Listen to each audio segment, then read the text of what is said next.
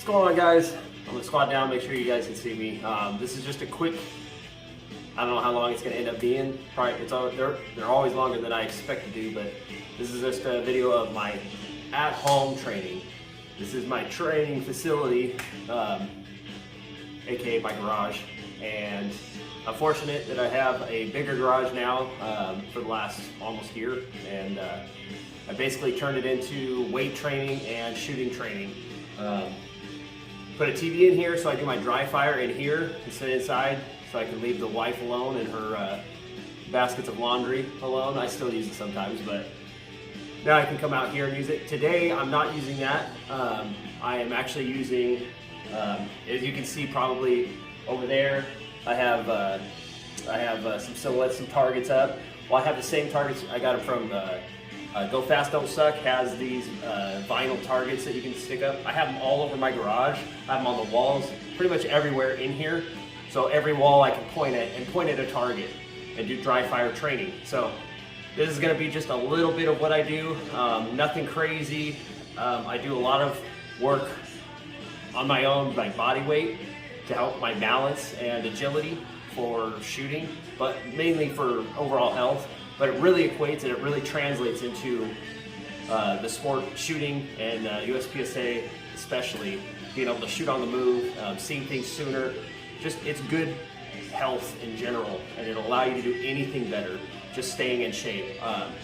So anyways, I'm taking it to another level this year, and I'll show you what I got. Basically right here, I've just got a band, and that's just a little bit of resistance. It's nothing crazy. And that's just for my lateral movement. It's just gonna add a little bit of resistance right above the knees. So these are cheap, you can get them on Amazon. Everything I get is pretty much on Amazon. And I get it for as cheap as I can.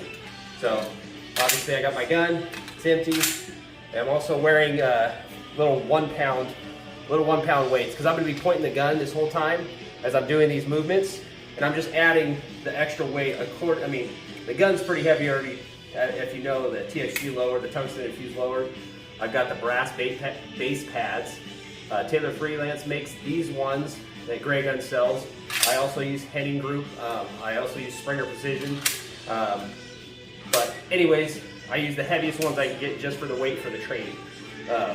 So what I'm going to be doing is pointing at a target, which is off camera right here.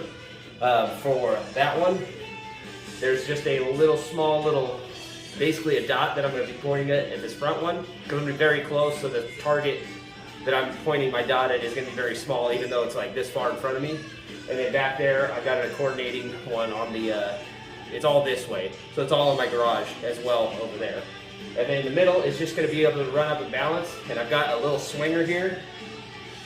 I don't know if you can see it, probably not. I've got a fisheye on, so if you can see it, great. If not, it's just a little swinger about this big. Also from Go Fast Don't Suck, they have those available. It will stop swinging. It's just inertia driven with the, I think they're little spacers. Anyways, it does slow down and stop, but basically I'll get it swinging, and I'll just go through this a few times until I get tired, essentially. I do time it sometimes. I do try to get more in, but the idea is really just go to fatigue and still take good shots. Do it fast, but I'm taking good shots, acceptable sight pictures, and being true to my dry fire so that I don't create bad habits. So anyway, I'm sure you can hear the music. Got a little Iron Maiden playing.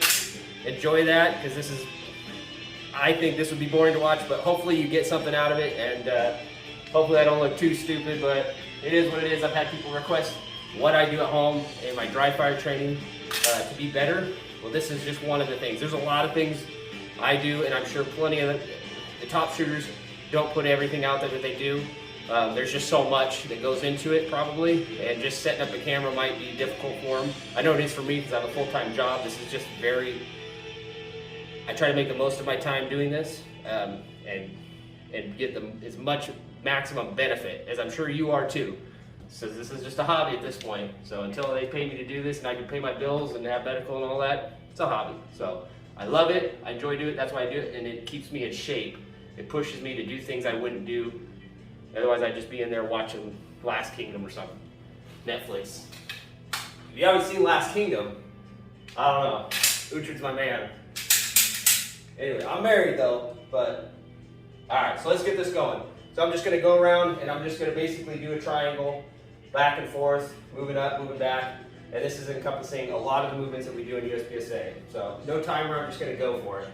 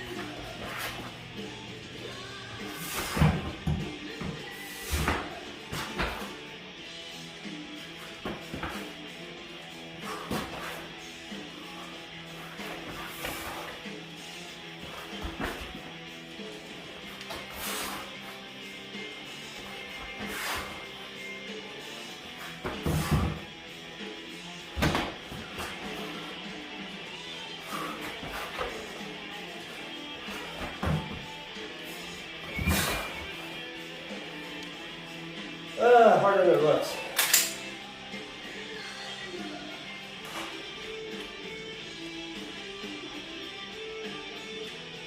Oh.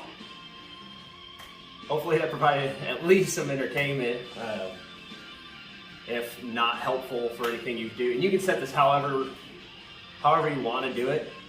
For me, I like to have silhouettes. When I'm doing difficult stuff like that, just a keynote, I don't typically focus on a very difficult target. So kind of like an open target. The ones I'm pointing at over here are smaller than what you see on the open targets over there. But they're open, and so they're easier. And I'm just pointing to center. So when I'm doing something that's more physical like that, I'll use an easier target or an open target, because I really want to be deliberate in finding that center through the movement, and as soon as I can, settling. And that's kind of what it's all about. It's developing those stabilization muscles, those balance muscles, as well as those explosive muscles that I'm ultimately really targeting. Say hi. So those explosive muscles that I'm targeting to get out of positions, and then obviously balancing coming in, trying to stabilize my gun on the target as I come in to get that position to take the shots sooner. So it's all good fun. I have seen huge benefits once I started doing this, kind of integrating my Dryfire into my workouts. And as well as, if you see me, I don't mean to, but I shoot on one foot on the edges of stages sometimes. A lot of that has to do with this right here. Let me get this. So this right here, balancing, I'll shoot on one foot. I'll practice forwards, lateral raises, and what I'm doing is I'm doing a workout essentially, but I'm developing those little muscles that stabilize you, that keep your gun still and ultimately on target easier, longer, however you want it, but do what you need to do to take shots. So I'm not afraid to take shots on one foot, off balance, because I've developed the muscles more, let's just say, by doing this. And so ultimately, I can't think of a time. I don't recommend doing it unless you're able to, because it's not appropriate. I guess it's not good fundamentals to shoot on one foot and off balance about. But the moral is if you can shoot that way and you can be accurate, why not do it? I can't think of a time where it's hurt me. I'll put it that way. I've done it in many matches, and I've never had it hurt me where I've fallen out and had to get back in. It hasn't happened to me yet. It's bound to, but it hasn't. And most of it is because of this type of thing. So, anyways, let's get back at it. You can watch me do some stupid stuff that's embarrassing that I'm gonna put on the internet. All right. All right, guys, for this, what you need is your gun. I'm gonna keep my wrist weights on, but I'm essentially just using one of these bigger bands, and I'm gonna use this for transitions. And again, developing those muscles in the shoulder and the arms and the torso that translate to transitions in shooting. So it gives you better, and it's developing the muscles that stabilize the gun as well as start and stop on your targets during transitions. So being able to drive the gun to the next target and being able to stop on that target better. This is what I do for that. And I'll basically do a couple cuts so you can see what I'm doing standing straight at something and then from side to side. I do it a couple different ways. So we'll just start with the obvious. I just stand on it, take a shooting stance, and bring in my wrists. I'm letting it lay on my wrist on the top and taking my grip. And I'm simply just shooting the targets that I have or that I want to aim at appropriately. And it gets more and more difficult, obviously, the longer you do it because you've got the band pulling it down and the weight of your gun out away from your body. But it's going to help develop those muscles that you need to drive the gun effectively and stop on the target for that more crisp sight picture and getting it sooner. Even if you drive it past or before it, we're working it back on the target. Your muscles just automatically put the sights where your eyes are. So focus intently on the spot you want to shoot and let your muscles put the sights there. All right, right into it. Find something that you can take your band and simply anchor it to. And I use heavier bands sometimes, depending on what I'm doing. I want this to look good for you on the video, so I'm using a lighter band for this. Essentially, it's the same thing as when I had it down here. I just noticed I had my head cut off for that whole thing, but whatever. It's good information. I don't want to repeat it. Shooting stance. I got targets over here, doing the same thing as I did, pointing that way.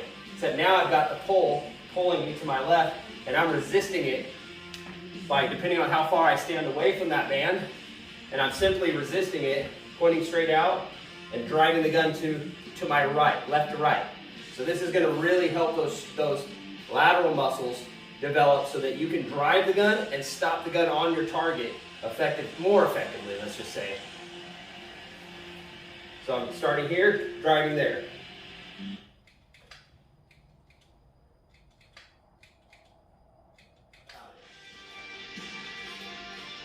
There it is. There it is. Better.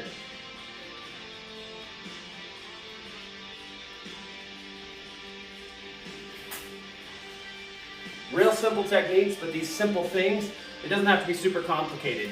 It might be more complicated than what you're doing, but adding that little bit of resistance in just a simple way might give you that benefit, might give you that extra to take it to the next level. You never know. All right, guys, that's what I got. Some tips and techniques to help get you to that next level. My hope is that these things are what's going to help me get to the top, and hopefully I see you there too. All right, guys, good luck. Let me know what you think.